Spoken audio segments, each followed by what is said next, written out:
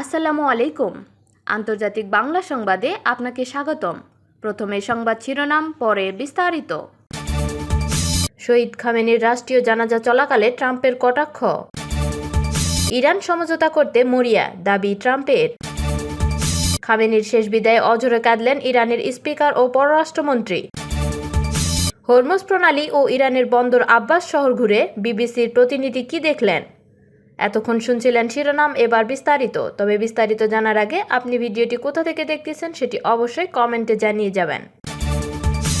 Iran যুক্তরাষ্ট্রের সঙ্গে সমঝোতা করতে চায় বলে দাবি করেছেন দেশটির প্রেসিডেন্ট ডোনাল্ড ট্রাম্প। যুক্তরাষ্ট্রের 250তম প্রতিষ্ঠা বার্ষিকীর অনুষ্ঠান উদ্বোধনকালে দেওয়া বক্তব্যে একথা বলেন তিনি, খবর আল জাজিরার। ট্রাম্প আরও বলেন, ইরানের সাবেক সর্বোচ্চ নেতা আলী খামেনির শেষ বিদায়ের জন্য ওয়াশিংটন তেহরানকে 1 সপ্তাহ সময় দিয়েছিল। তিনি বলেন, আমরা একদিনেই ভেনেজুয়েলাকে হারিয়েছি এবং ইরানকে কঠোরভাবে আঘাত করেছি। তারা এখন সমঝোতা করতে মরিয়া, তারা খুব করে সমঝোতা করতে চায়। তিনি আরও বলেন, আমরা ভালো বলেই তাদের শেষ বিদায়ের জন্য 1 সপ্তাহ সময় দিয়েছি। আয়াতুল্লাহ আলী খামেনির জানাজা ও শেষ বিদায়ের 6 দিনের আনুষ্ঠানিক কর্মসূচি শুরু হয়েছে। শনিবার 4 জুলাই সকালে এই কর্মসূচি আনুষ্ঠানিকভাবে শুরু হয়েছে বলে জানিয়েছে দেশটির রাষ্ট্রীয় টেলিভিশন। শেষ বিদায়ের শোভাযাত্রা ইরাকেও অনুষ্ঠিত হবে, এরপর তাকে দাফন করা হবে। খামেনির মরদেহ তেহরানের গ্র্যান্ড মোসাল্লা প্রাঙ্গণে পৌঁছানোর আগেই সেখানে হাজার হাজার শোকাহত মানুষ জড়ো হন। তাদের হাতে ছিল লাল পতাকা, যা প্রতিশোধের প্রতীক হিসেবে পরিচিত। এ সময় তারা আমেরিকার ধ্বংস হোক এমন প্রতিশোধ স্লোগান দেন।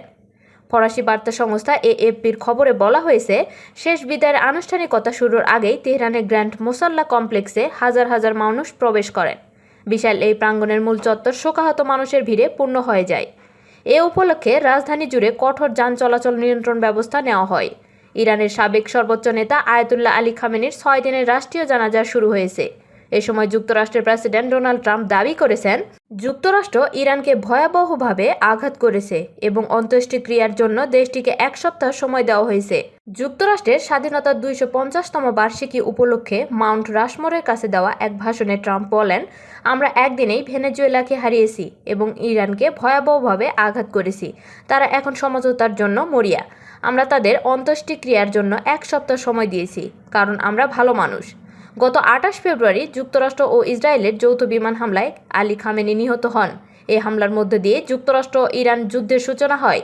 ইসলামী শরিয়া অনুযায়ী সাধারণত মৃত্যু 24 ঘন্টার মধ্যেই দাফন সম্পন্ন করার বিধান থাকলেও যুদ্ধ পরিস্থিতির কারণে তার অন্ত্যেষ্টিক্রিয়ার বিলম্বিত হয়। গত মাসে যুক্তরাষ্ট্র ইরান চুক্তি স্বাক্ষরের পরও মধ্যপ্রাচ্যের দুই পক্ষের মধ্যে কয়েক দফা গোলাগুলির ঘটনা ঘটে।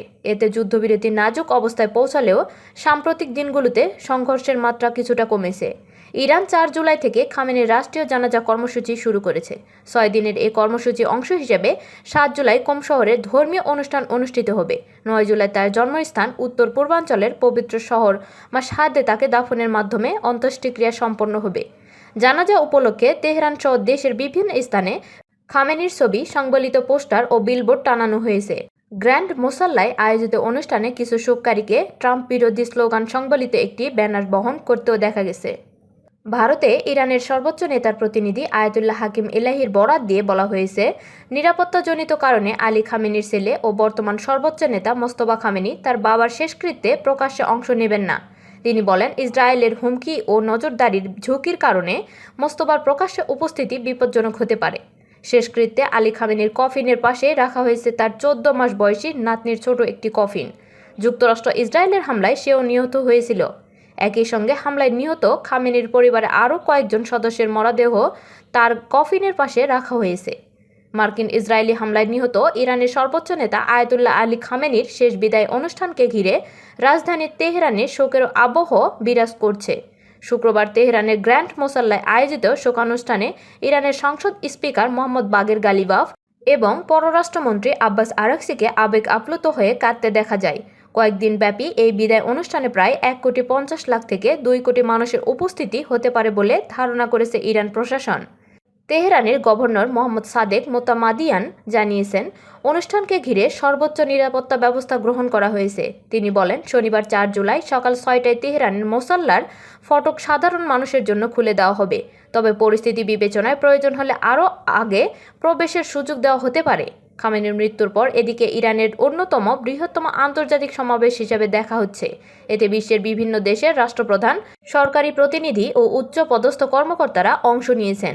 অনুষ্ঠানে উপস্থিত ছিলেন ইরানের রাষ্ট্রপতি মাসুদ পেজেশকিয়ান, বিচার বিভাগের প্রধান গোলাম হোসেন মোহসেনি এজেই এবং এক্সপেডিয়েন্সি কাউন্সিলের চেয়ারম্যান আয়াতুল্লাহ সাদেক আমলি লারিজানি। এছাড়া রাশিয়ার নিরাপত্তা পরিষদের ডেপুটি চেয়ারম্যান দিমিত্রি, পাকিস্তানের প্রধানমন্ত্রী শাহবাজ শরীফ ও সেনাপ্রধান জেনারেল আসিম মুনির, আর্মেনিয়ার প্রধানমন্ত্রী নিকোল পাশিনিয়ান, তাজিকিস্তানের রাষ্ট্রপতি ইমোমালি রহমান সহ বিভিন্ন দেশের প্রতিনিধিরা অনুষ্ঠানে অংশ নেন। ইরানের পররাষ্ট্র মন্ত্রণালয়ের মুখপাত্র ইসমাইল বাঘাই জানিয়েছেন, বিশ্বের প্রায় ১০০টি দেশ থেকে সরকারি প্রতিনিধি দল ও বিশিষ্ট ব্যক্তিরা এই অনুষ্ঠানে যোগ দিচ্ছেন। তবে যুক্তরাষ্ট্র ও ইসরায়েলের সামরিক অভিযানে সমর্থন দেওয়া ইউরোপের কয়েকটি দেশকে আমন্ত্রণ জানানো হয়নি। গ্রীষ্মের কাঠফাটা রোদে জেলেরা জেটিতে তাদের শিকার করা মাছ নামাচ্ছেন। এক জেলে গর্বের সঙ্গে তার জালে ধরা পড়া কয়েকটি ছোট হাঙ্গর দেখাচ্ছিলেন। বললেন, হাঙ্গরের স্যান্ডউইচ স্থানীয়ভাবে বেশ জনপ্রিয় একটি খাবার।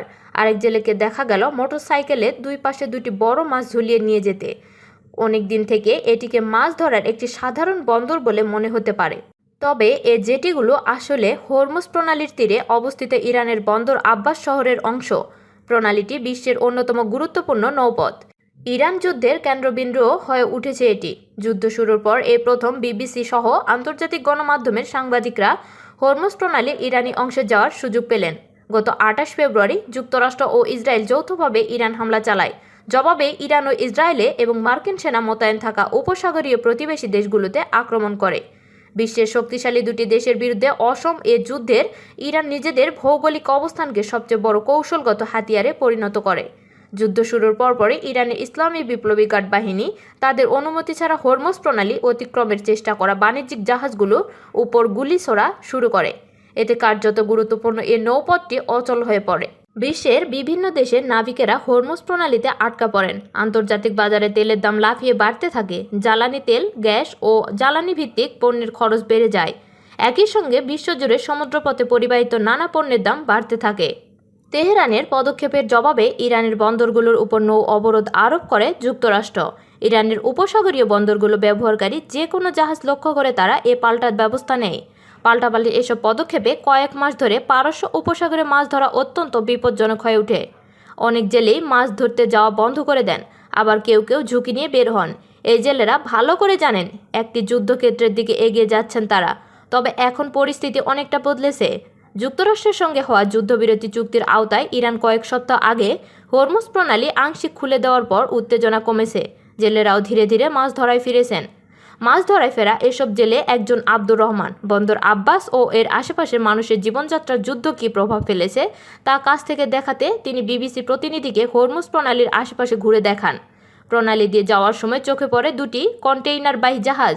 গত এপ্রিলে সংঘাতের চরম পর্যায়ে আইআরজিসি জাহাজ দুটি জব্দ করেছিল। সেই সময় আইআরজিসির দাবি ছিল, অনুমতি ছাড়া চলাচল ও নৌ নির্দেশনা ব্যবস্থায় কারসাজি করার মাধ্যমে জাহাজ দুটি সামুদ্রিক নিরাপত্তা হুমকির মুখে ফেলেছিল। যুদ্ধবিরতি কার্যকর থাকলেও পানামার পতাকাবাহী এমএসসি ফ্রান্সিসকা ও লাইবেরিয়ার পতাকাবাহী অ্যাপামি নোন্ডাস নামের জাহাজ দুটি এখনও ছেড়ে দেওয়া হয়নি।